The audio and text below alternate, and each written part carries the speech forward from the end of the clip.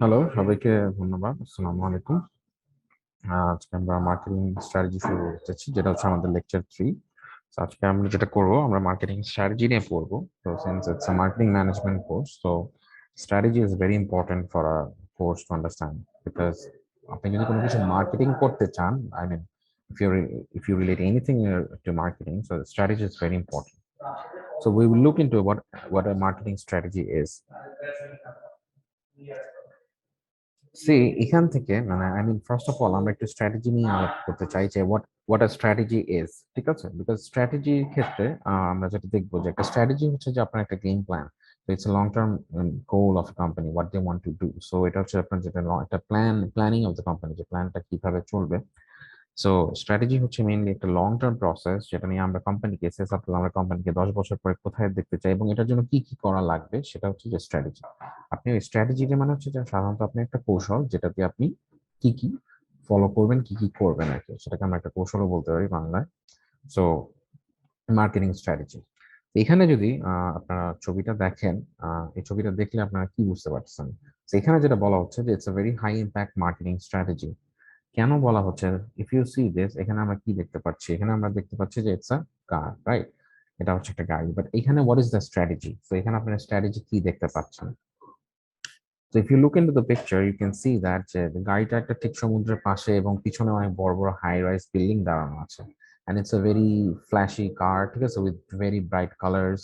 And all we know what is the brand of this colour. তো এই এই গাড়ির ব্র্যান্ডটা কি, ঠিক আছে? তো এই গাড়িটা হচ্ছে বিএমডব্লিউ। সো এখান থেকে আমরা যেটা বুঝতে পারছি যে বিএমডব্লিউ কিন্তু আমাদের অল সাইডে দের ইজ আ মাইন্ডসেট, যে বিএমডব্লিউ মধ্যে আমরা বুঝি যে ইটস আ লাক্সারি কার, যেটা আমাদের মানে it's a posh brand, right? Expensive car which is also a luxury product. So এখান থেকে যেটা বোঝা যাচ্ছে যে এইটা দেখেন, আর এখানে এটা যে মেইন জিনিসটা যেটা পোর্ট্রে করতে চাচ্ছে এই পিকচারটা থেকে, what we can understand, it's an আরবানিস্টা।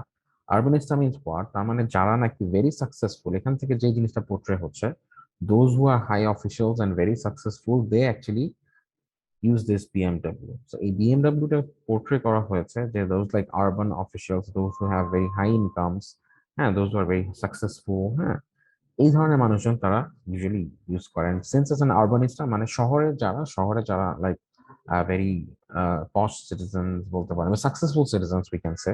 তো এই ধরনের মানুষরাই হচ্ছে মেইনলি এটা টার্গেট কাস্টমার। সো মোর ওভার আরেকটা জিনিস হচ্ছে, আমরা যদি এখান থেকে দেখি,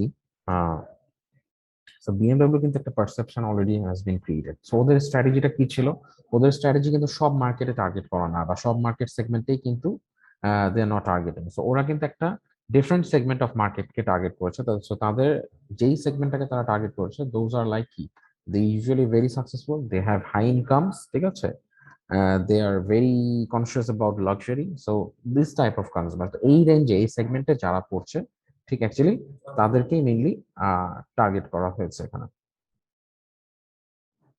সো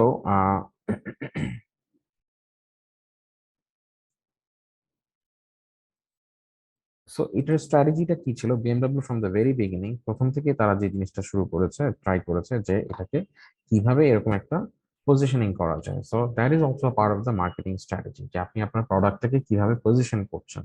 সো এটাকে পজিশন করা হয়েছে যে it's a high end luxury car, so it's mainly for successful people, and it's very reliable and comfortable, as well as a bit expensive. So it's a posh brand, so it has a very high brand value as well. So এই জিনিসগুলো কিন্তু, so this is how it has been position.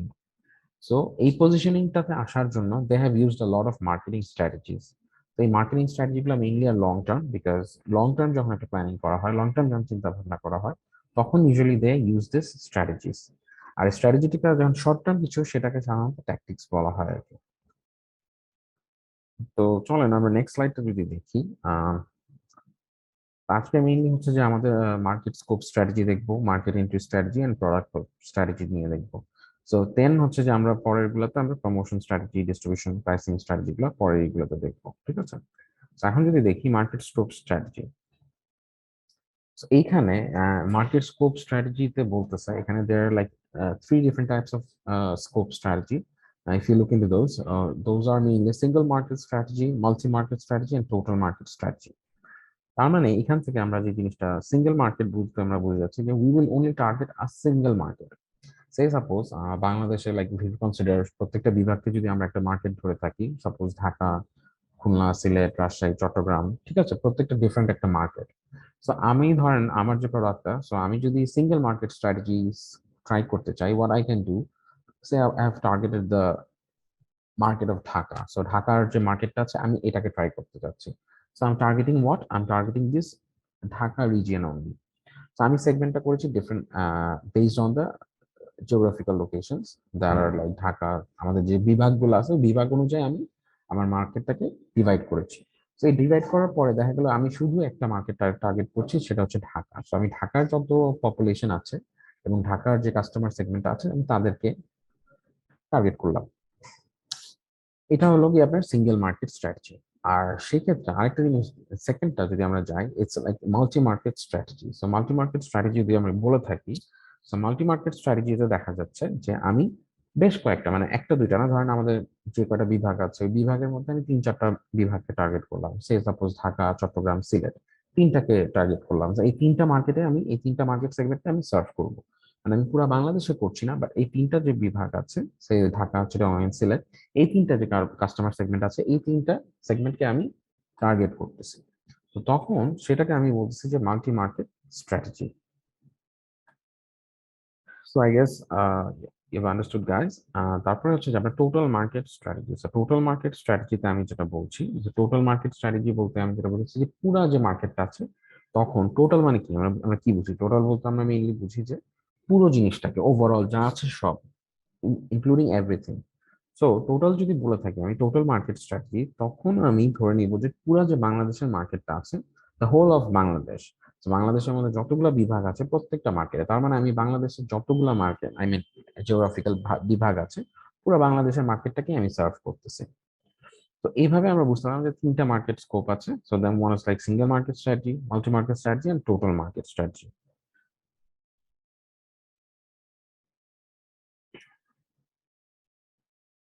তারপরে যদি যাই, C, এখানে আমরা একটু দেখি সিঙ্গেল মার্কেট স্ট্র্যাটেজি মেইনলি যেটা বলছে যে concentration of efforts in a single segment.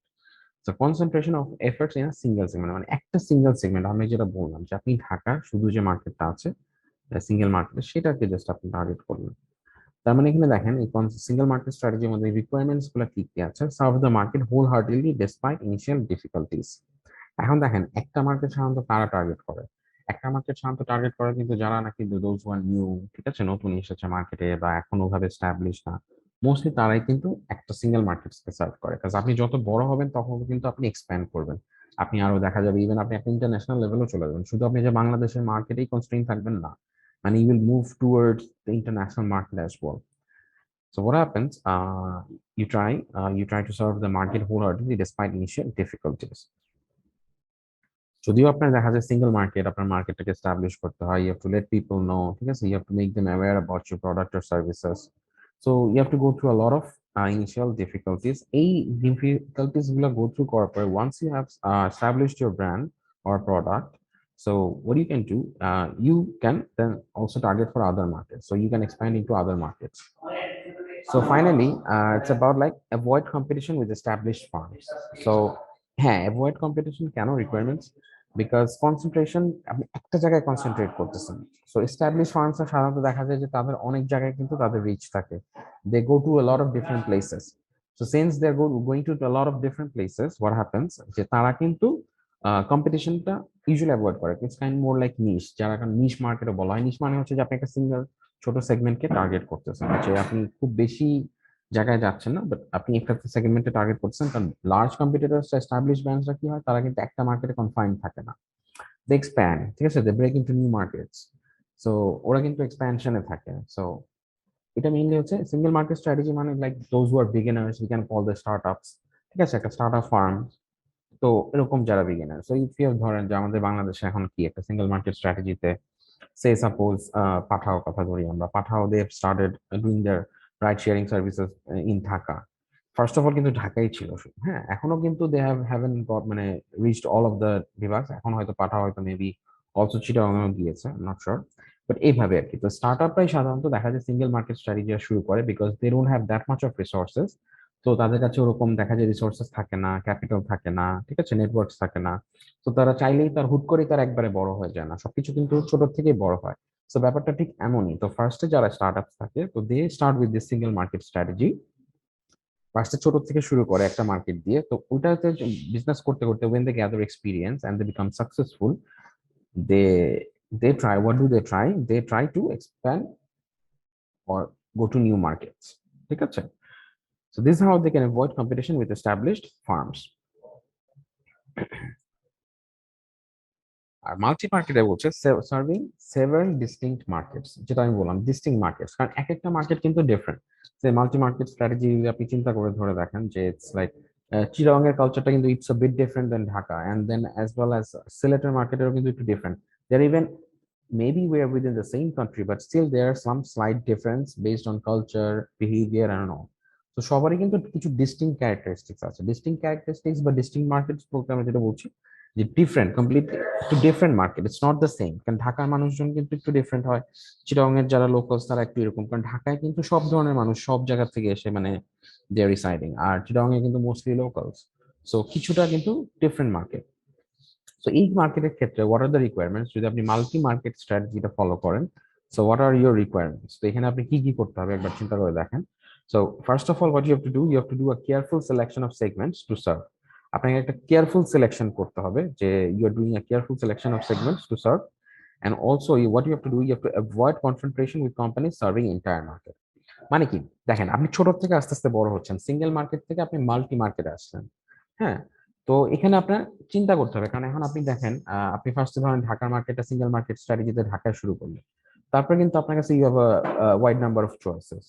তো যখনই আপনার কাছে চয়েস আসবে তখন কিন্তু you have to do a careful selection of segments to serve. মানে কোন সেগমেন্টে যাবেন আপনি, ঢাকার পরে শুট করে কি বরিশালে চলে গেলে ভালো হবে, বা ঢাকার পরে হুট করে কি চিরঙে চলে গেলে ভালো হবে না।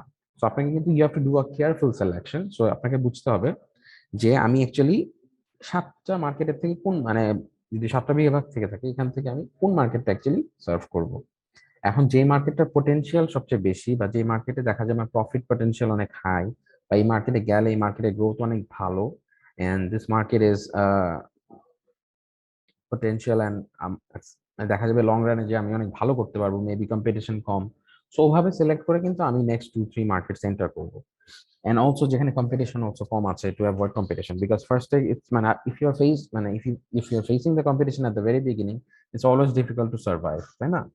সো এই জিনিসটা মেক শিওর করতে হবে, সবকিছু বিবেচনা করে সবগুলা ফ্যাক্টরস মাথায় রেখে আপনাকে তখন আপনি একটা কেয়ারফুল সিলেকশন করবেন যে অ্যাকচুয়ালি আপনি কোন মার্কেটটাতে মানে এন্টার করতে চান।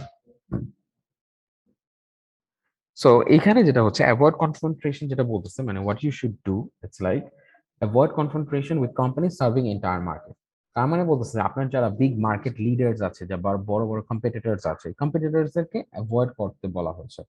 এই কম্পিটিটরসদেরকে if you try to avoid, what happens, এখন if you go to neck, তখন you might not survive, because market leaders যারা আছে বা এস্টাবলিশ কোম্পানি আছে, they have more power than you, right?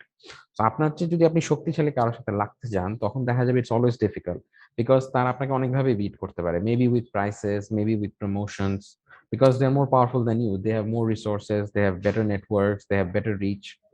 তো আপনি তো পারবেন না।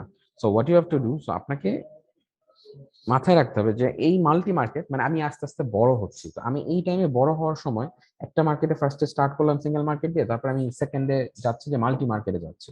তো মাল্টি মার্কেটে যদি যে আমি মাথায় রাখতে হবে যাতে আমি এখনই কম্পিটিশনের দ্বারা যাতে ক্ষতিগ্রস্ত না হই। সো ওয়ান্স আমার ওই লেভেলে আমি যখন যাব, তখন আমি I will like be facing competitions and other big companies, ঠিক আছে? সো দেন আচ্ছা, এইবার আসি আমরা টোটাল মার্কেট স্ট্র্যাটেজি। তো টোটাল মার্কেট স্ট্র্যাটেজি যদি আমি বলে থাকি, so it's serving the entire spectrum of the market by selling differentiated products to different segments in the market. এখানে বলতেছে যে we are serving almost the entire spectrum of the market, পুরা spectrum যা আছে সবাইকে সেল করব। And by selling different, মানে কারো যদি ডিফারেন্ট প্রোডাক্টস লাগে, ডিফারেন্সিয়েটেড প্রোডাক্টস, সেটাও আমরা ডিফারেন্ট সেগমেন্টসকে দিব। But what we will try to sell almost everyone, মানে আমার টোটাল মার্কেট এই রিলেটেড মার্কেটে যা যা আছে এ টু জেড, আমি প্রত্যেকটা কাস্টমারকে সার্ভ করার ট্রাই করব। ঠিক আছে। So I will not leave anyone. So কারো যদি এখন ধরেন সে আমরা ধরলাম যে মানে আমরা if you consider the car company, যেহেতু আমরা বিএমডব্লিউ দিয়ে স্টার্ট করলাম। এখন দেখেন আপনি গাড়ি তৈরি করেন, তো একটা সেগমেন্ট হচ্ছে যে আপনি সিঙ্গেল মার্কেট, বিএমডব্লিউ কথা চিন্তা করলাম যে বিএমডব্লিউ টার্গেট করে মেনলি লাক্সারি, মানে ইটস লাক্সারি ব্র্যান্ড, ওভাবে জিনিসটাকে পজিশন করা হয়েছে। তো তাদের কিন্তু it's more like about single market. তো মাল্টি মার্কেট যদি ঢুকতে চায় তখন এখন শুধু সবাই তো লাক্সারি কার ইউজ করে না, কারা কিন্তু কনভিনিয়েন্সের জন্য অনেকে গাড়ি ব্যবহার করে, যে আমার একটা জায়গা থেকে যাতায়াত করা দরকার কোনো মতো হলেই হলো। হুম। আবার কেউ কেউ আছে চায় convenience as well as luxury, তো ডিফারেন্ট কিন্তু সেগমেন্টস আছে। তো যারা টোটাল মার্কেট স্ট্র্যাটেজি তারা কিন্তু সবই করে, যেরকম আপনি টয়টা ধরে দেখেন, টয়টার কিন্তু লাক্সারি কারও আছে। হ্যাঁ, টয়টার আপনি লাক্সারি কারও দেখতে পারবেন, লাক্সারি টয়টার কিন্তু মানে লেক্সাস লাক্সারি কার হচ্ছে টয়টার লেক্সাস। সো এই লেক্সাস হচ্ছে কি আপনার এদের প্রিমিয়াম ব্র্যান্ড, যেটা মানে কি তারা নাকি একটু লাক্সারি পছন্দ করে, লাক্সারি অ্যান্ড কমফোর্ট, তারা তাদের জন্য হচ্ছে লেক্সাসটাকে টয়টা প্রেফার করেছে। অ্যানুয়াস কিছু মিড রেঞ্জ গাড়িও আছে টয়টার। সো টয়টা যেটা করে থাকে সাধারণত, যে টয়টা আপনার সে সাপোজ যে সেডানস গুলো আছে, ওই সেডানস গুলা যে আমরা যেটা প্রাইভেট কার বলে থাকি, তো ওই প্রাইভেট কার গুলাও কিন্তু সাধারণত দেখা যায় ওটা ওটা হচ্ছে যে আপনার মিনিরা। আবার একদম কিন্তু লোয়ার রেঞ্জেও গাড়ি আছে টয়টা। ইফ ইউ লুক যে এক্সিও, মানে বেসিক যেগুলো একদম যাদের শুধু দরকার যে আমার লাক্সারি অত কমফোর্ট দরকার নাই বা অত লুকস দরকার নাই, I just need to commute, মানে আমার একটা গাড়ি হইলেই হলো, আমি জাস্ট এটা যাতায়াত করতে পারবো, but I need to pay a low price. So ওই জিনিসটা যারা ইনশিওর করতে চাচ্ছে, তো তাদের ক্ষেত্রে কিন্তু there is a different segment. এবং একটা একটা সেগমেন্ট আছে যে যারা বোথ কনভিনিয়েন্সও চাচ্ছে আবার লাক্সারিও চাচ্ছে। তো তাদের জন্য কিন্তু আছে সেম লাইক মিড রেঞ্জের যে কারগুলো আছে, যে প্রিমিও, এলিয়ন, এইগুলো আর কি। হুম। এন্ড আরেকটা রেঞ্জের কাস্টমার আছে যারা নাকি একদম হাই এন্ডের, যারা those who want comfort and luxury, যেটা নাকি তাদের মেইন কনসার্ন, যেটা মানে একটা প্রিমিয়াম ব্র্যান্ড চাচ্ছে, তো তাদের জন্য কিন্তু Toyota have this Lexus brand, so which is own by the Toyota. তো বুঝতে পারছেন, সো এই যে টোটাল মার্কেট স্ট্র্যাটেজি। সো আমরা আমাদের market can be segmented through regions, আমরা রিজিয়ন দিয়েও সেগমেন্ট করতে পারি। বেসড অন রিজিয়ন বলতে আমরা আর কি জিওগ্রাফিক্যাল লোকেশন বলতেছি। আবার আমরা কিন্তু based on the customer criteria, মানে customer requirement, demand, based on the product, ওটার উপরে সেগমেন্ট করতে পারি। সো আপনার প্রিন্সিপালস অফ মার্কেটিং এ অবশ্যই পড়েছেন যে মার্কেট সেগমেন্টেশন কি, টার্গেটিং কি, একটা মার্কেট টোটাল মার্কেট কি কিভাবে ভাগ করা যায়। তো ভাগ করার তো অনেকগুলো ওয়েজ আছে, এর মধ্যে আমরা যেটা বললাম, one of the ways we have mention is about লোকেশনের থ্রুতে আমরা ডিভাইড করতে পারি, as well as based on the customer needs সেটার উপরে ডিভাইড করতে পারি, like behavioural, psychological, based on demand, so many segmentation variables. তো এখানে আমরা বুঝলাম। আর ওই লোকেশনের কথা যদি বলি, তার মানে আপনি পুরো বাংলাদেশকে সার্ভ করতেছেন সবকিছু দিয়ে। এটা তো এখানে রিকোয়ারমেন্টস গুলা কি, what do they require, like employ different combinations of price, product, promotion and distribution strategies in different segments. এই কথাটা কিন্তু ইটস এ বিগ থিং। এটা ধরে দেখেন যে এখানে কি বলতেছে, এমপ্লয় ডিফারেন্ট কম্বিনেশনস, আলাদা আলাদা combinations of price, product and promotion and distribution strategies in different segments. তাহলে এখানে আপনার যেটা করতে হবে যে আপনাকে বিভিন্ন ধরনের কিন্তু কম্বিনেশন করতে হবে। কম্বিনেশন কি দিয়ে করবেন, আমরা কিন্তু জানি মেইন চারটা পিলার কি, মার্কেটিং এর মেইন চারটা পিলার হচ্ছে it's marketing mix, it's product, price, place and promotion. এই চারটাকে অল্টার করে, এই চারটাকেই ম্যানিপুলেট করে কিন্তু আপনি ডিফারেন্ট কম্বিনেশন দিতে পারেন। আপনি প্রাইসটা সে সাপোজ আমি যদি আমি ধরলাম, আমি যে তিনটা সেগমেন্ট যে ধরলাম, টয়টার তিনটা সেগমেন্ট।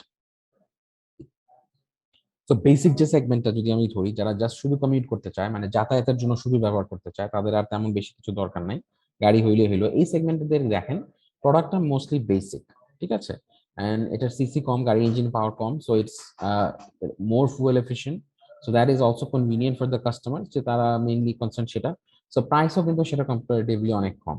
অ্যান্ড প্রমোশনের ক্ষেত্রে প্রমোশন কিন্তু ওভাবেই জিনিসটা প্রমোট করা হয় যে হ্যাঁ it's a convenience car. So যাদের জন্য, যারা নাকি যারা খুব কম টাকায়, those who wants a very good service, so তাদের জন্য it's more like for them.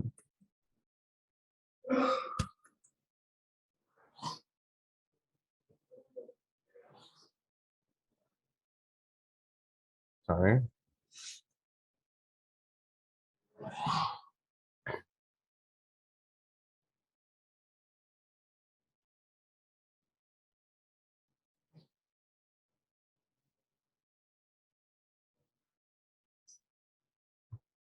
একটা মিনিট একটু হোল্ড করেন।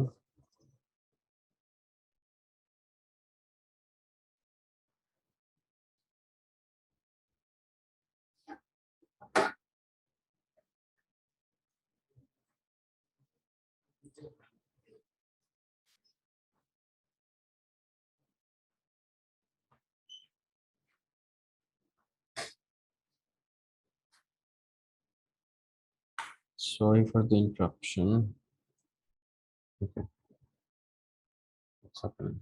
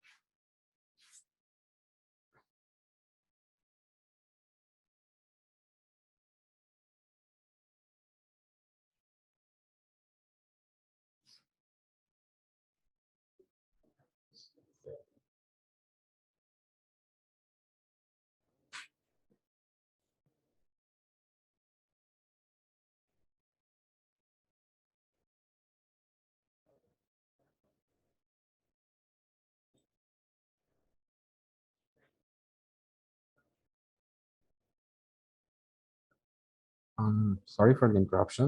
Let's start again. So আমরা যেটা বলছিলাম যে প্রত্যেকটা মার্কেটিং মিক্সের যে চারটা পিলার্স আছে, যে product, price, place and promotion, সেই চারটাকে কিন্তু অল্টার করে আপনি জিনিসটাকে ডিফারেন্ট সেগমেন্টে কিন্তু অফার করতে পারেন। সো আমি যেটা বললাম যে টয়োটার আমরা তিনটা সেগমেন্টের গাড়ির কথা বললাম।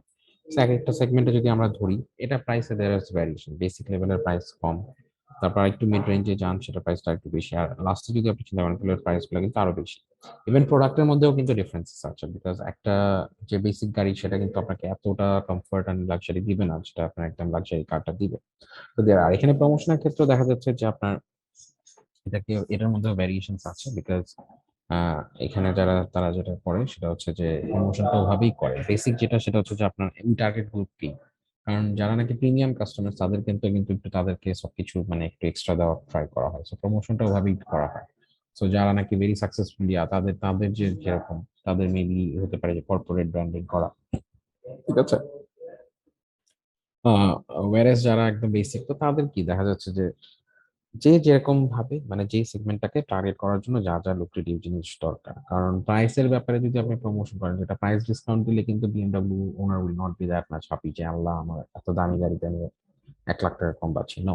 সো যেটা হবে যে যদি আপনি 1 লাখ টাকার জায়গায় যদি 10,000 টাকা ওই মানে বেসিক গাড়িতে ছাড় দেন, মানুষজন কিন্তু বেশি ইন্টারেস্টেড হবে because of that, because they are very price sensitive.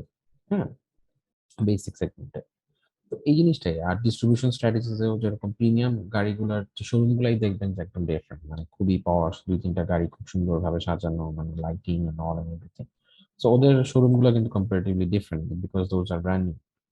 ওয়ারেস যেগুলো আর কি সেকেন্ড হ্যান্ড, এখানে দেখবেন যে এক গাদাগাদি করে অনেকগুলা গাড়ি রাখা। So depending on the distribution strategy. এখানে আরো যেটা বলছে যে top management commitment to embrace entire market. So top ম্যানেজমেন্টের একটা কমিটমেন্ট থাকতে হবে যে এন্টায়ার মার্কেটকে, বিকজ এখানে কিন্তু তারা সবাইকে সার্ভ করতেছে। তো সবাইকে যদি সার্ভ করতেছে তাহলে কিন্তু সবার নিডস গুলাই ফুলফিল করতে হবে এবং সবার দিকটাই দেখতে হবে। And it's a very difficult thing, it's a very challenge, right? Because আপনি কিন্তু সবাইকে টার্গেট করতেছেন, ইচ এন্ড এভরি মার্কেটকে আপনি you are trying to target. So এখানে মেইন জিনিসটা হচ্ছে যে আপনার ম্যানেজমেন্টের কমিটি থাকবে এন্টায়ার মার্কেটকে টার্গেট করা, and should have a must have a strong financial position.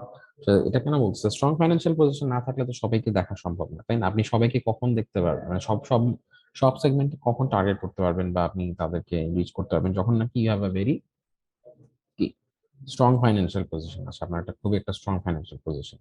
So you have more resources to control, because when there are so many target markets, তখন কিন্তু আপনার সবকিছুই বেশি, বিকজ যত মানুষ বেশি ম্যানেজমেন্ট ডিফিকাল্টিসটাও তো বেড়ে যায়, কারণ প্রত্যেকটা মার্কেটকে আপনি টার্গেট করতেছেন, প্রত্যেকটা মার্কেটে আপনি রিচ করার ট্রাই করতেছেন। তো আপনার কিন্তু রিসোর্সেস অ্যান্ড সবকিছুই বেশি লাগতেছে overall control each and every market. বোঝা গিয়েছে? তো তারপরে যদি যাই, এতক্ষণ আমরা দেখলাম মার্কেট স্কোপ স্ট্র্যাটেজি, যে মার্কেটে আমরা কিভাবে এন্টার করতে পারি। সো এবার we will look into that market entry strategy কি কি হতে পারে। হ্যাঁ, what are the market entry strategy? So market entry স্ট্র্যাটেজিতে আমরা দেখতে পারি যে there are mainly three strategies, that is first in strategy, early entry strategy and laggard entry strategy. তাহলে তিন ধরনের স্ট্র্যাটেজি আছে। একটা হচ্ছে যে ফার্স্ট ইন, মানে প্রথমেই আমি I'll be the first one to enter the market. আর আর্লি এন্ট্রি মানে হচ্ছে একদম মানে আচ্ছা প্রথম দিকেরটা, একদম ফার্স্ট না বাট প্রথম দিকেরটা। লাস্টটা হচ্ছে ল্যাগার্ড, হচ্ছে একদম লাস্টের দিকে। ঠিক আছে? তো এখানে যদি দেখি ফার্স্ট ইন স্ট্র্যাটেজিতে যেটা বলছে entering the market before all others, মানে একদম প্রথম নাম্বার ওয়ান। ঠিক আছে? বিকজ এখানে কি বলছে entering the market before all others means একদম শুরুতেই আপনি মানে প্রথম এক নম্বরে আপনি এন্টার করবেন কোনো মার্কেট, মানে you'll be the market pioneer সাথে একদম নাম্বার ওয়ান। সো এখানে হোয়াট আর দ্য রিকোয়ারমেন্টস এর মেইন বলা হচ্ছে যে willingness and ability to take risks. So willingness and ability to take risk স্বাভাবিক। এখন যখন আপনি কোনটাতে পায়োনিয়ার হবেন, একদম very the first one, the number one হবেন, তখন কিন্তু আপনার সেই উইলিংনেস এন্ড এবিলিটি থাকতে হবে টু টেক রিস্ক। আর আপনি যদি রিস্ক নেওয়ার মতো আপনার যদি সেই উইলিংনেস এন্ড এবিলিটি না থাকে, তাহলে কিন্তু you won't be able to do good in the market.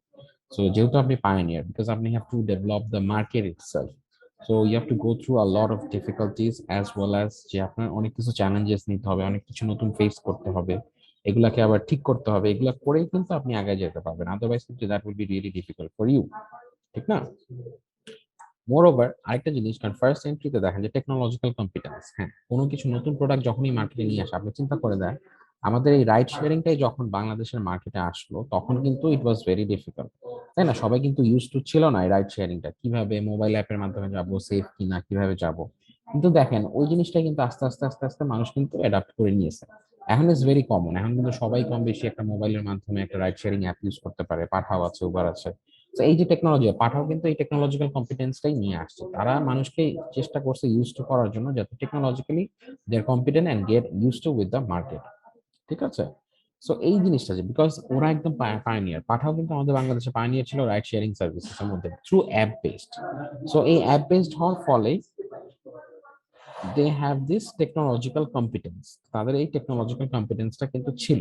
So তাদের দে ওয়ার উইলিং যে হ্যাঁ মানুষ এটা কি গ্রহণ করবে কি করবে না, সেটা একটা চ্যালেঞ্জ ছিল, বাট হ্যাঁ দে মেড ইট সাকসেসফুল, মানুষ এটাকে অ্যাকসেপ্ট করেছে। অ্যাজ ওয়েল অ্যাজ তাদের যে টেকনোলজিক্যাল কম্পিটেন্সটা ছিল, তাদের যে টেকনোলজি নিয়ে তারা যেটা ছিল, they have also made it. And they've always tried to stay ahead, মানে তারা কিন্তু সবসময় ট্রাই করে to stay ahead. Even Pathao is like now $800 million, 800 million, মানে 800 কোটি টাকার কোম্পানি হয়ে গিয়েছে। So it's not a matter of joke, মানে এত কম সময় এত স্টার্টআপ হিসাবে তারা এত ভালো কিছু করা, ইটস আ বিগ থিং কিন্তু। হুম। হ্যাঁ, first of all heavy promotion করতে হবে, কারণ আপনি যদি ফার্স্ট এন্ট্রি করতে চান, নতুন কোথাও ঢুকতে চান, তো মানুষ তো জানে না, মানুষ এই জিনিসটা ব্যাপারের সাথে পরিচিতই না, বা মানুষের ব্যাপারের সাথে জানে ইউজ ফ্যামিলিয়ার না।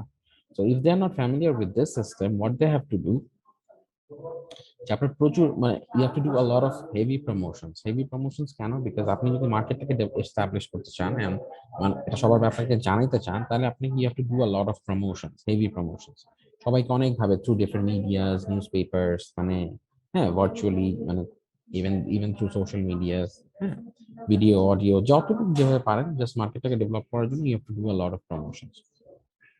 সো এই হেভি প্রমোশনটা যদি করতে পারেন then you can create a primary demand. So because ওটা কিন্তু ওই মার্কেটের প্রোডাক্টটা একদমই নতুন, since you are the first in strategy. So মার্কেটটা কিন্তু কেউ আগে কিন্তু রাইড শেয়ারিংটা আমরা কেউ ব্যবহার করতাম না। হ্যাঁ আমরা করতাম, বাট যেটা আমরা করতাম সেটা হচ্ছে থ্রু আমরা মানে ফিজিক্যালি ডাকতাম যে এই সিএনজি যাবেন কিনা ইয়াতে।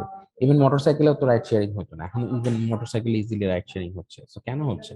Because of this. সো আমরা এই মোটরসাইকেল রাইড শেয়ারিংটা কিন্তু ইউজ তো ছিল না। সো এখন মোটরসাইকেলও রাইড শেয়ারিং হচ্ছে, সবাই মোটরসাইকেলে উঠে যাচ্ছে গন্তব্যে।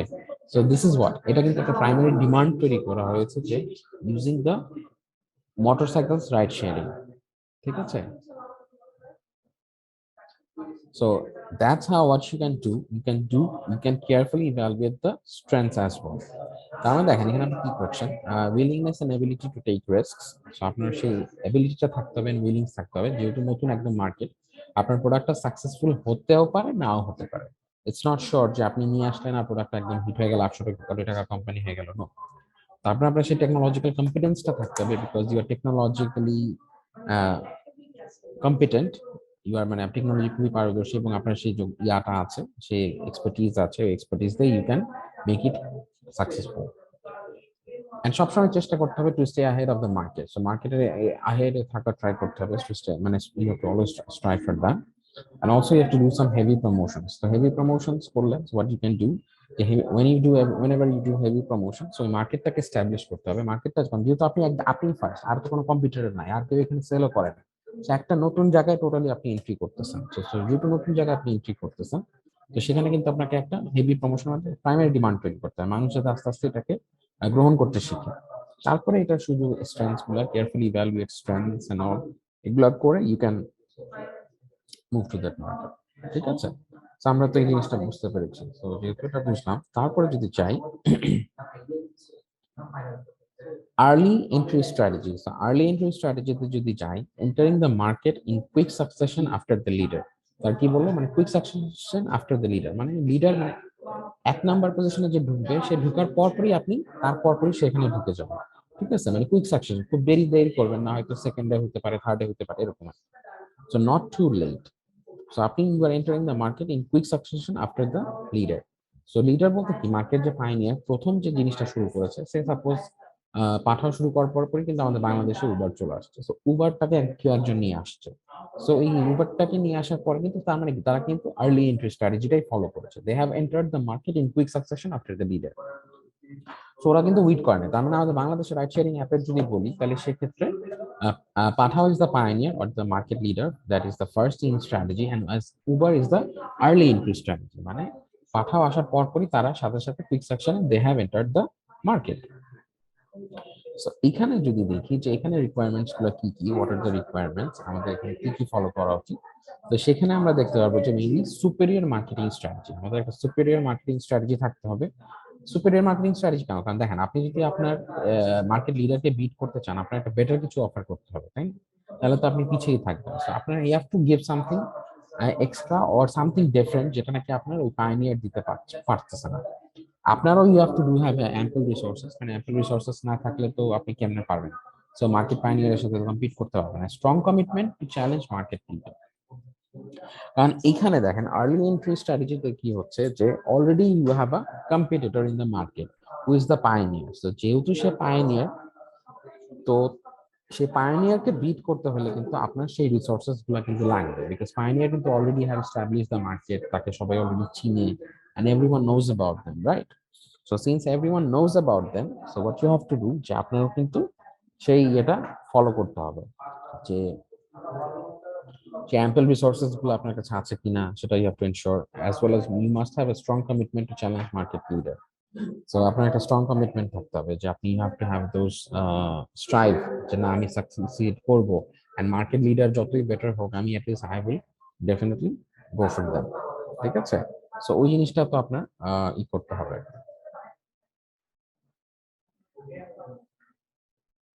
তারপরে যদি আমরা দেখি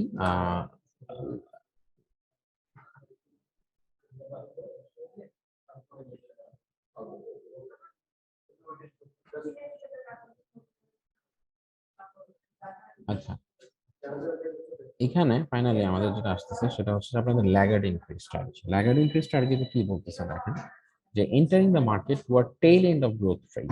আমরা একটা কিন্তু পড়েছিলাম যে প্রোডাক্ট লাইফ সাইকেল দেখেছিলাম, আই গেস আপনারা মনে রেখেছেন কিনা। তো প্রোডাক্ট লাইফ সাইকেলে যেটা হচ্ছে যে একটা একটা কিন্তু গ্রোথ এন্ডের টেইলে থাকে, মানে একটা মানে গ্রোথ আর হচ্ছে না, মার্কেট আস্তে আস্তে স্যাচুরেটেড হয়ে যাবে, যে আর মার্কেটটা বড় হবে না, এখানে এসে মার্কেটটা আপনার থেমে যাবে। So entering the market toward tail end of growth phase, মানে গ্রোথের দিকে, মানে গ্রোথের থেকে মার্কেটটা আর বড় হচ্ছে না, একটা স্টেবল পজিশনে চলে যাবে, যে এখান থেকে আর মার্কেট বড় হবে না। তখনই হচ্ছে ল্যাগার্ড এন্ট্রি স্ট্র্যাটেজি, যে হ্যাঁ অলরেডি মার্কেট স্যাচুরেটেড, অলরেডি অনেকগুলো কম্পিটিটর আছে, হুম, সো অনেক কিছু আছে, অলরেডি এস্টাবলিশড মার্কেট, সবাই চিনে। সো এখানে আপনি কি করবেন, এখানে mainly there are two modes of entry. হ্যাঁ, there are two modes of entry which are feasible. একটা হচ্ছে যে ইমিটেটর, আরেকটা হচ্ছে যে ইনিশিয়েটর। ইমিটেটর মানে কি? ইমিটেটর হচ্ছে যে টু মোডস এন্ট্রি, মানে আপনার মার্কেটটা অলরেডি স্টেবল, এখানে আর গ্রোথ হবে না, এটা যা হওয়ার হয়ে গেছে। এখানে আপনি একদম সবার লাস্টে এন্টার করতেছেন, because already competitors are available. So what you are trying to do, যে আপনি সবার শেষে গিয়ে জিনিসটা এন্টার করতেছেন। তো শেষে যে এন্টার করার ক্ষেত্রে দেখেন কি হচ্ছে, you are going to the tail end. So দুইটা স্ট্র্যাটেজি এখানে আছে, একটা হচ্ছে ইমিটেটর, আরেকটা হচ্ছে যে entering market with me too product. Me too product মানে ইমিটেটর, মানে কপি করতেছেন, মানে অলরেডি কম্পিটিটররা যা অফার করতেছে সেম জিনিসটাই আপনি অফার করতেছেন মি টু হিসাবে। আপনার চিপসে গেলে দেখবেন যে ওখানে বম্বে সুইটসের পটেটো ক্র্যাকার্স, এই সেম ভাবেই অনেক কিন্তু পটেটো ক্র্যাকার্স আছে, একই শেপ, মানে সবুজ কালার, এই সব কিছু, মানে প্যাকেজিংটা কিন্তু সেম। ওইটাই হচ্ছে যে মি টু প্রোডাক্ট, আমিও সেম, ওই পটেটো ক্র্যাকার্স মানে আমিও পটেটো ক্র্যাকার্স, সবাই ওই কম্পিটিটিভ নাম দিয়ে ওটা দেখা যাচ্ছে যে সেম মার্কেটে ট্রাই করতেছে, ইমিটেট করতেছে, দ্যাট মিনস কপি করার ট্রাই করতেছে, কপি করে সেম প্রোডাক্টটাই সেল করতেছে, একই রকম দেখতে, একই রকম ফিল। তো বুঝে দেখতেছে যে যারা সেল করতেছে আমিও ঠিক সেম ভাবেই সেল করতেছি, বুঝে গেছে। আরেকটা হলো আপনার ইনিশিয়েটেড। তো ইনিশিয়েটেড যদি আমি বলে থাকি, entering market with unconventional marketing strategies. Unconventional marketing মানে ডিফারেন্ট কিছু করা। সো কনভেনশনাল যে মার্কেটিং স্ট্র্যাটেজিস আছে সেটা না, আপনি ডিফারেন্ট কিছু করলেন, হয়তো আপনি প্রোডাক্টটাতে এমন কিছু ডিফারেন্ট আনলেন, ডিফারেন্স আনলেন, যেটা নিয়ে আপনি একটা মার্কেটিং করলেন, যে একটা আনকনভেনশনাল ওয়েতে, যে হ্যাঁ এটা করলে সামথিং ডিফারেন্ট উইল হ্যাপেন। এখন অলরেডি মার্কেটে যা যা অ্যাভেল আছে সেটা হচ্ছে কোয়াইট ডিফারেন্ট। সো এটার থেকে হোয়াট ইউ ক্যান ডু, আপনি যদি এটা করেন তাহলে এখান থেকে আপনার কিছু ডিফারেন্ট আপনি করতে পারবেন। যেমন ধরেন আপনি একটা মানে নতুন ফ্লেভার অ্যাড করেন, যেরকম কোকের মধ্যে যদি স্ট্রবেরি ফ্লেভার অ্যাড করেন, সামথিং এরকম লাইক দ্যাট। তো এখানে দেখা গেল যে কোক স্ট্রবেরি ফ্লেভার সাপোজ। তো এরকম আর কি একটা সো নতুন কিছু, নতুনত্ব, পুরান প্রোডাক্টের সাথে নতুন কিছু অ্যাড করা। তো একটা আনকনভেনশনাল জিনিস ট্রাই করলেন, যেটা নাকি অলরেডি স্টাবলিশ মার্কেট, ওইটা না করে আপনি একটু ডিফারেন্ট করলেন, যেহেতু অলরেডি মার্কেট এটার জন্য স্টেবল হয়ে গেছে, আর গ্রো করতেছে না, তো নতুন কিছু অ্যাড করে দেখা যায় যে এটাকে কিছু আরো গ্রোথ স্টেজ আনা যায় কিনা। আনকনভেনশনাল সেটার জন্য স্ট্র্যাটেজি ইউজ করলেন, এরকম আর কি। এবার রিকোয়ারমেন্টস গুলো দেখেন, যদি আমরা রিকোয়ারমেন্টস গুলো দেখি, রিকোয়ারমেন্টস এর ক্ষেত্রে ইমিটেটরের ক্ষেত্রে কি বলতেছে, যে market research ability, hmm, and production capability. তো মার্কেট রিসার্চ এবিলিটি বলতে কেন বলতেছে, যে অলরেডি আপনার মার্কেটে দেখতে হবে, কারণ আপনি তো মিটু প্রোডাক্ট দিবেন, মিটু প্রোডাক্ট মানে হচ্ছে সেম প্রোডাক্টটাই দিবেন, মানে it's a copy mainly, right. So copy product যদি দিয়ে থাকেন, তো কপি প্রোডাক্টের ক্ষেত্রে কি হচ্ছে, যে আপনার দেখতে হবে যে অলরেডি মার্কেটে কি কি আছে এক্সিস্টিং। তো এই এক্সিস্টিং জিনিসটার জন্য আপনার একটা মার্কেট রিসার্চ করতে হবে, মার্কেট খুঁজে দেখতে হবে যে এক্সিস্টিং অলরেডি কি কি সেল হচ্ছে, তো আমরা কি কি সেল করতেছি, তাই না? তো ওই জিনিসগুলো দেখেই কিন্তু আপনার ওটা মার্কেটে করতে হবে, যে আমি actually what I am trying to sell. So সেক্ষেত্রে আপনার একটা মার্কেট রিসার্চ করতে হবে, বিভিন্ন জায়গায় দেখতে হবে কি কি কোন ধরনের প্রোডাক্ট চলে এই সেগমেন্টে, আমি যে সেগমেন্টটাকে টার্গেট করতেছি এখানে কোন কোন ধরনের প্রোডাক্ট অ্যাভেলেবেল, মানুষ কোন জিনিসটা চাহিদা বেশি, সেটা মার্কেট রিসার্চ থ্রুতে বের করে আনলেন। তারপর হচ্ছে আপনার প্রোডাকশন কেপেবিলিটি থাকা লাগবে, জাস্ট আপনি জানলেন যে মার্কেটে কি কি পপুলার, ওই জিনিসটাই আপনি সেম ভাবে নিজে প্রডিউস করবেন। তো নিজে যদি প্রডিউস করেন, তো সেক্ষেত্রে যেটা করতে হচ্ছে যে আপনি দেখবেন যে কোন জিনিসটা হচ্ছে যে আপনার মানে বেশি চলতেছে, তো ওই জিনিসটাই আপনি প্রডিউস করবেন, ওইটা সেম ভাবেই, সেম একই রকমের স্বাদ যাতে হয়, যত কাছাকাছি আনা সম্ভব হয়, যত কাছাকাছি বা মানে সেম ক্যাটাগরি আনা পসিবল। তো সেটা আপনি করলেন, যে প্রোডাকশন কেপেবিলিটি, এই জিনিসগুলো আর কি আপনি ট্রাই করবেন টু ম্যাক্সিমাইজ, রাইট। তো আপনি প্রোডাকশন কেপেবিলিটি করলেন। ইনিশিয়েটরের ক্ষেত্রেও দেখা যাচ্ছে যে ইনিশিয়েটরের ক্ষেত্রেও কিন্তু সেম জিনিসটাই দরকার পড়তেছে, that is market research ability. তো মার্কেট রিসার্চ এবিলিটি যদি থাকে, তাহলে that is you have the ability to generate creative marketing strategies. ওখানে আপনার দেখতে হবে যে আপনি কি করবেন, এখান থেকে market research is very important, সব ক্ষেত্রেই লাগে market research, because market research না করলে আপনি বুঝবেন কি মার্কেটে কি চলতেছে, এন্ড এটাই কি দিব না আরো বেটার কিছু দিব, আরো নতুন কিছু অ্যাড করে দিব, এন্ড এখানে আপনার থাকতে হবে যে কিছু ক্রিয়েটিভ মার্কেটিং স্ট্র্যাটেজিস লাগবে, কারণ আমি যেটা বললাম যে ক্রিয়েটিভ কিছু হবে। তো এমন কিছু ডিফারেন্ট কিছু দিতে হবে যেটা অন্য কেউ অফার করতেছে না, ওটার সাথে হয়তো অ্যাডিশন করে আপনি ডিফারেন্ট কোনো কিছু একটা দিবেন। আমি বললাম যে কোক স্ট্রবেরি ফ্লেভার, এরকম যদি একটা মার্কেটে ধরে নিয়ে হয় তাহলে কি, মানে একটা নতুন একটা ফ্লেভার আপনি অ্যাড করলেন, এটা একটা ধামাকা পড়ে গেল যে আরেক shit। তারপর আমরা যদি রেস্টুরেন্ট গুলোতে দেখি যেরকম পিৎজা দেখা যাচ্ছে যে ওদের যে মানে ওরা অনেক ধরনের ভ্যারিয়েশন আনার চেষ্টা করে, try to just something to generate something creative marketing strategies করার জন্য। বুঝে গেছে?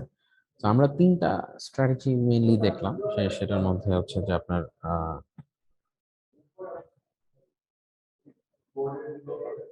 তাহলে আমরা এখানে কি কি পেলাম? ফার্স্ট অফ অল হচ্ছে high impact marketing strategy, then হলো সিঙ্গেল মার্কেট স্ট্র্যাটেজি, মানে মার্কেট স্কোপ স্ট্র্যাটেজির মধ্যে single market strategy, multi market strategy, total market strategy, and then final market entry, first in, early entry strategy, and laggard entry strategy.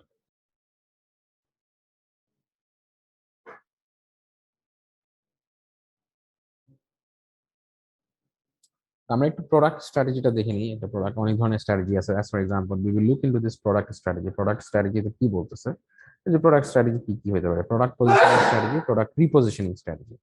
ওই যে আমরা বললাম যে ফার্স্টে কিন্তু বিএমডব্লিউর কথা ছিল যে প্রোডাক্টটা কিভাবে আপনি পজিশন করবেন, কাস্টমার সামনে কিভাবে প্রোডাক্টটাকে রিপ্রেজেন্ট করবেন, বা কাস্টমার মাথায় প্রোডাক্টের ব্যাপারে কি তুলে ধরবেন, যে কাস্টমার যখনই এই প্রোডাক্টের ব্যাপারে চিন্তা করবে তারা কি তাদের মাথায় আসবে। So that is what is positioning.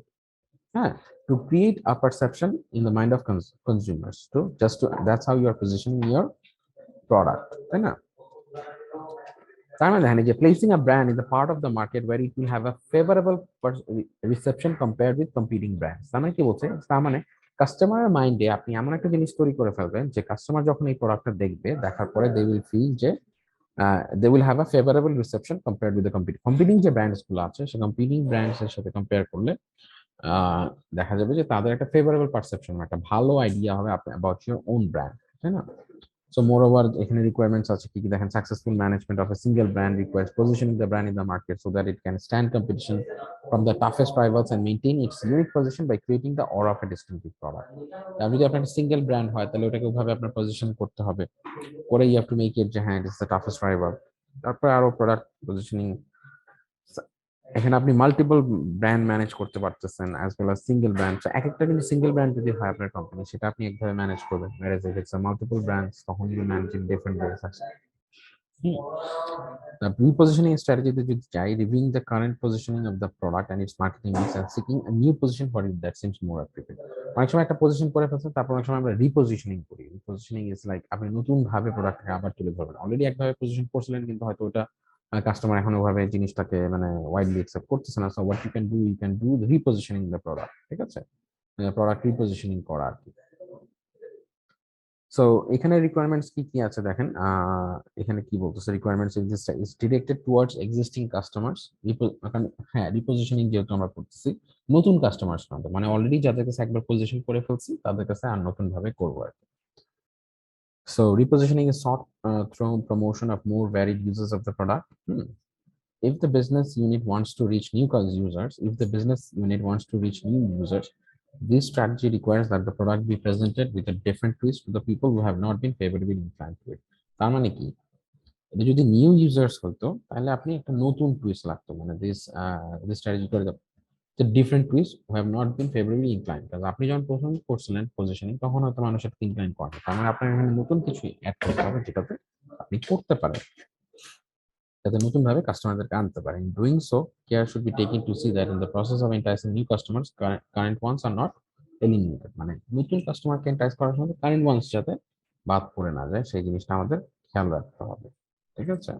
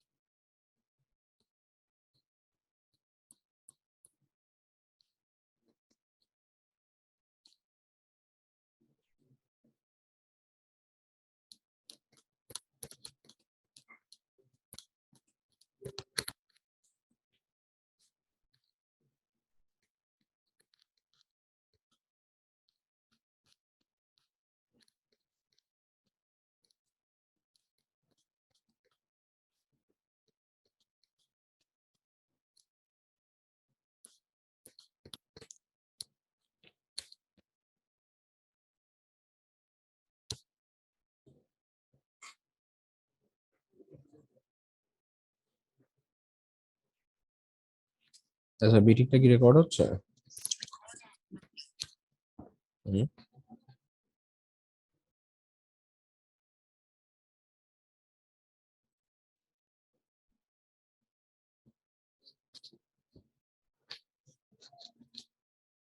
G sir. মিটিংটা কি রেকর্ড হচ্ছে? জি স্যার, রেকর্ড হচ্ছে।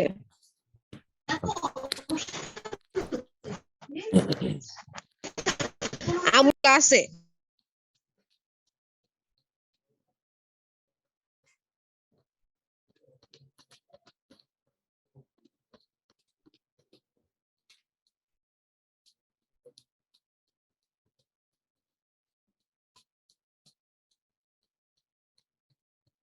আচ্ছা,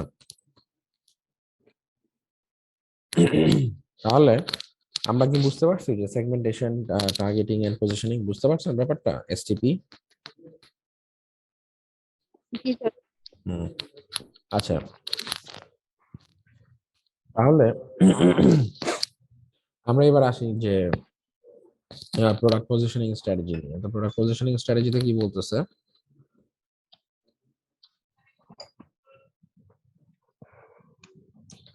Placing a brand in that part of the market where it will have a favorable reception compared with competing brands. তাহলে চিন্তা করে দেখেন যে প্লেসিং ব্র্যান্ড ওই মার্কেটে আপনার প্লেস করতে হবে যেখানে একটা ফেভারেবল রিসেপশন হবে, মানে মানুষ এটার ব্যাপারে ধারণা, মানে রিসেপশন মানে এটা নিয়ে চিন্তা করবে কি যে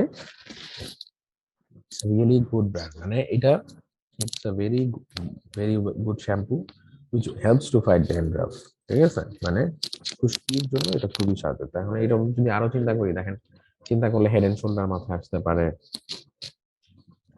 দের ইজ মানে ফর মেন আর কি, ছেলেদের জন্য হ্যাঁ হেড এন্ড শোল্ডার আছে, অল ক্লিয়ার আছে। তো এই ধরনের কিন্তু একটা পারসেপশন তৈরি হয়ে গেছে, মানুষের মাথায় কিন্তু একটা চিন্তা তৈরি হয়ে গিয়েছে। তো দেখেন এখানে এই ক্ষেত্রে রিকোয়ারমেন্টস গুলা কি কি, মেইন রিকোয়ারমেন্টস হচ্ছে যে আপনার successful management of a single brand. একটা সাকসেসফুল ম্যানেজমেন্ট করতে হবে, কারণ স্বাভাবিক এখন এটা কিন্তু একটা ব্র্যান্ড, মানে অল ক্লিয়ার কিন্তু একটা ব্র্যান্ড হয়ে গেছে। যদিও ইউনিলেভারের কিন্তু অনেকগুলো ব্র্যান্ড, মানে আই মিন শ্যাম্পু ব্র্যান্ডস আছে, তো but All Clear is a মানে very famous and good brand. So এটাকে you have to try manage, যে এটাকে একটা সাকসেসফুল ব্র্যান্ড হিসেবে ক্রিয়েট করতে হবে, একটা সিঙ্গেল ব্র্যান্ড, মানে এটা একটা সিঙ্গেল ব্র্যান্ড হিসেবে তৈরি করে ফেলছে all clear. Successful management of a single brand requires key what? Requires positioning the brand in the market so that it can stand competition from the toughest rival and maintaining its unique position by creating the aura of a distinctive product.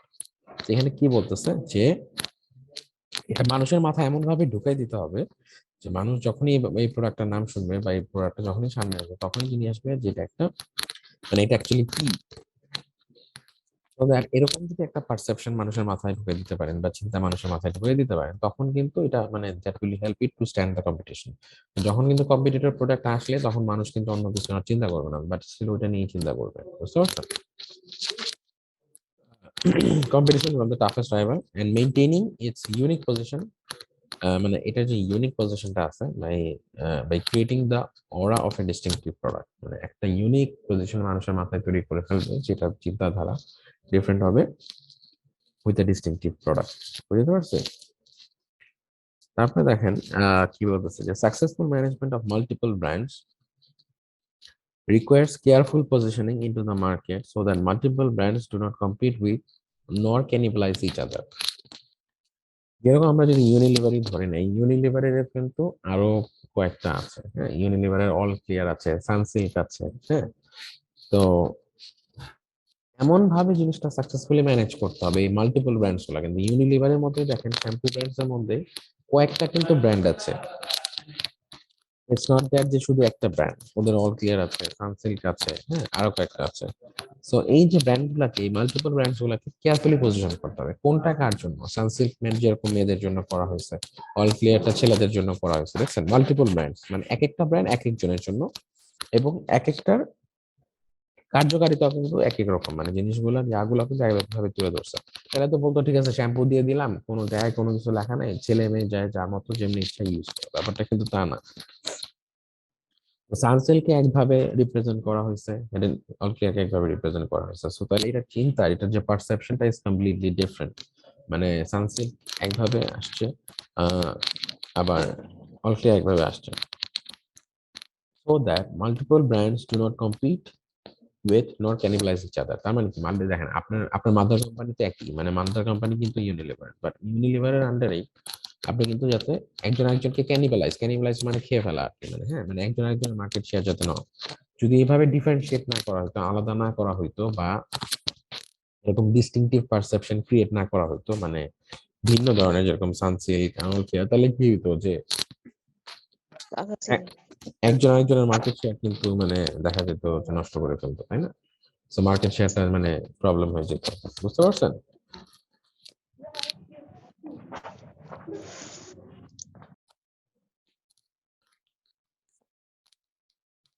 এবার আমরা আসি product repositioning strategy. তো product repositioning strategy যদি আমরা নিয়ে কথা বলতে চাই, এখানে যেটা বলতেছে, reviewing the current positioning of the product and it's marketing mix and seeking a new position for it that it seems more appropriate. তার মানে কি, দেখেন অনেক সময় দেখা যায় যে একটা পজিশনিং আমরা করে ফেলি, বাট ওই পজিশনিংটা অতটা মানে হয়তো কার্যকরী হইলো, পরে একটা সময় ওইটার ভাবে চলে না, বা ওই পজিশনিংটা মানে that doesn't work like that, বুঝছেন?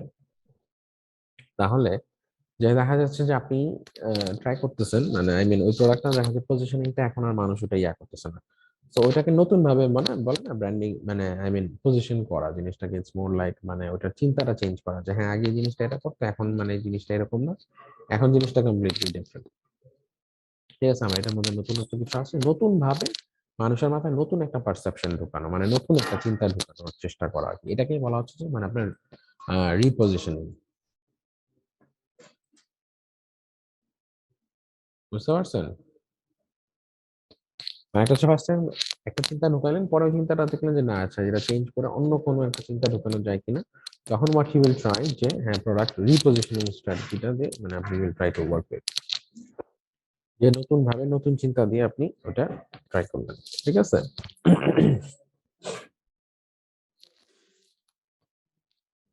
তাহলে যদি যাই,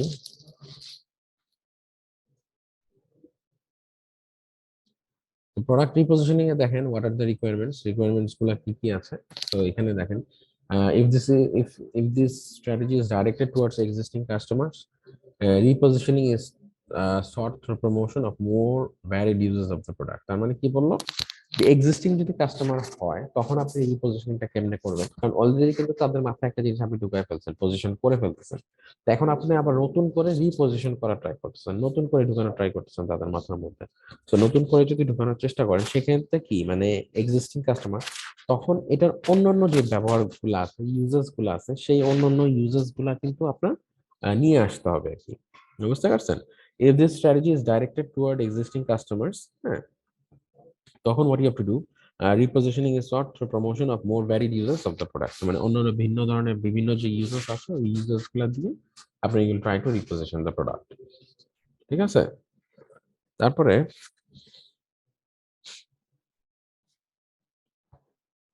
এরা বলতেছে যে if the business unit wants to reach new users, মানে বিজনেস ইউনিট যদি নিউ ইউজার্স এর কাছে যেতে চায়, this strategy requires that the product be presented with a different twist to the people who have not been favorably inclined toward। একটা আছে existing customer যারা নাকি অলরেডি এটা অ্যাকসেপ্ট করছে, যেটা আমরা বললাম রিপোজিশনের ক্ষেত্রে, তাদের কাছ থেকে আপনি নতুন কিছু ফিচার্স অ্যাড করবেন, এটা গেল। আর যদি আপনি একদম কমপ্লিটলি নতুন ইউজার্স এর কাছে যেতে চান, যেটা বললো যে মানে ইফ ইউ ওয়ান্ট টু মানে go to new user, completely new ইউজারের কাছে যেতে চান, সেই ক্ষেত্রে যেটা করতে হবে যে নতুন একটা টুইস্ট আনতে হবে, কারণ আপনি আগে যে পজিশনিংটা করছিলেন তারা কিন্তু এটা অ্যাকসেপ্ট করে নাই, because they were not, they didn't took it favourably, মানে তারা ওই জিনিসটা ভালোভাবে নেয় নাই। তো যেহেতু ভালোভাবে নেয় নাই, তার মানে ওই জিনিসটা একদম পুরোপুরি বাদ দিয়ে নতুন একটা টুইস্ট ঢুকাইতে হবে, যেটা যাতে তারা জিনিসটাকে অ্যাকসেপ্ট করে। ওইটা করতে হবে। In doing so, care should be taken to see that in the process of enticing new customers, current ones are not alienated। এটাও আবার মাথায় রাখতে হবে যে নতুন কাস্টমার আনার জন্য ক্ষেত্রে যাতে যারা অলরেডি এক্সিস্টিং কাস্টমার আছে বা আমার পুরান কাস্টমার আছে, ওরা যাতে এলিনিয়েটেড না হয়ে যায়। ঠিক আছে? এটা নতুন কাস্টমার এলিনিয়েট মানে ওরা যাতে মানে হ্যাম্পার্ড না হয়, তো এটা একটু মাথায় রাখতে হবে। In doing so, care should be taken to see that in the process of enticing current customers are not alienated। Current কাস্টমাররা যাতে মানে হ্যাম্পার্ড না হয়।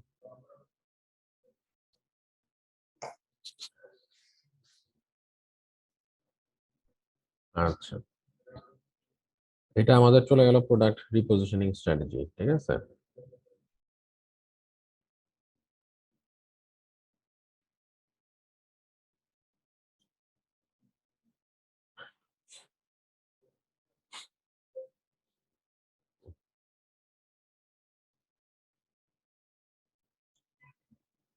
আচ্ছা, এখন হ্যাঁ আপনারা আছেন না?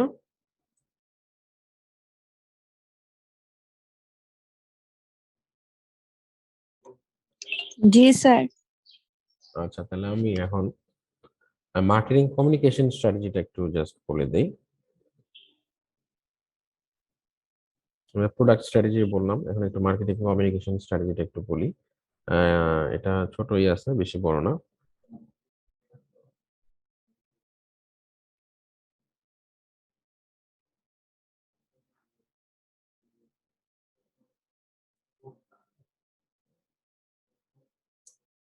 এটা মনে হয় একটু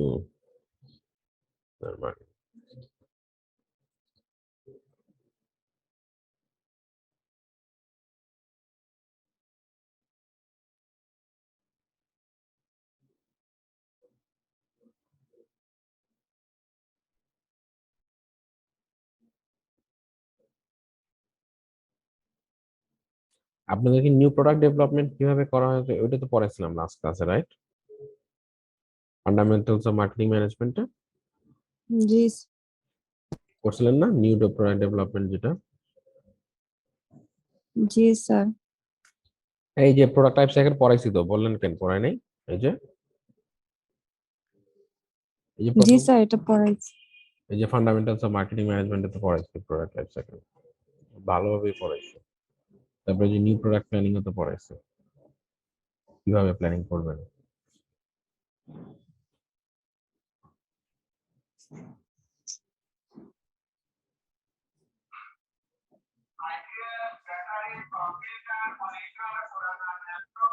আচ্ছা, এখানে আমরা তাহলে আজকে একটু যে মানে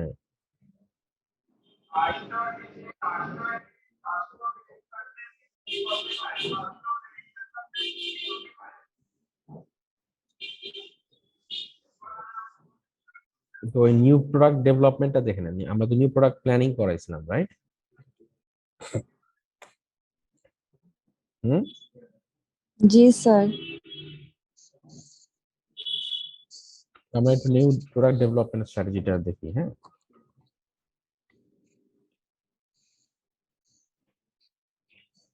স্যার সবাই তো চলে গেছে স্যার।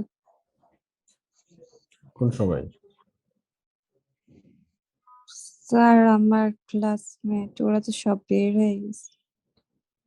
সমস্যা নাই, আমরা থাকি না, এটা তো আমি ভিডিও করবো তো, তখন আর কি হয়ে যাবে। আমাদের নেক্সট ক্লাস আর কি স্যার 11:30টায়, তো তাই তো সবাই কি নেক্সট ক্লাস কোনটা এখন? অ্যাকাউন্টিং ফার্মসের ক্লাস। ফর্ম স্যার কি মানে অনলাইনে নিচ্ছে?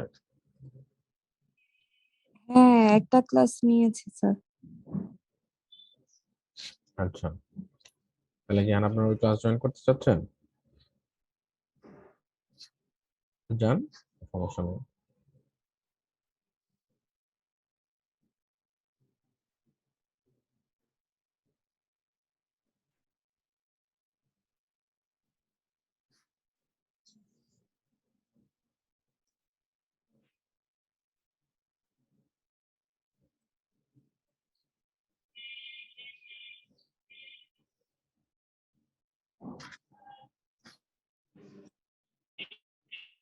আচ্ছা, এটা তাহলে নেক্সট ক্লাস আমরা ভালোভাবে ইয়ে করবো, ঠিক আছে। জি স্যার। আচ্ছা, ঠিক আছে, যান তাহলে। ওকে। স্যার আসসালামু আলাইকুম।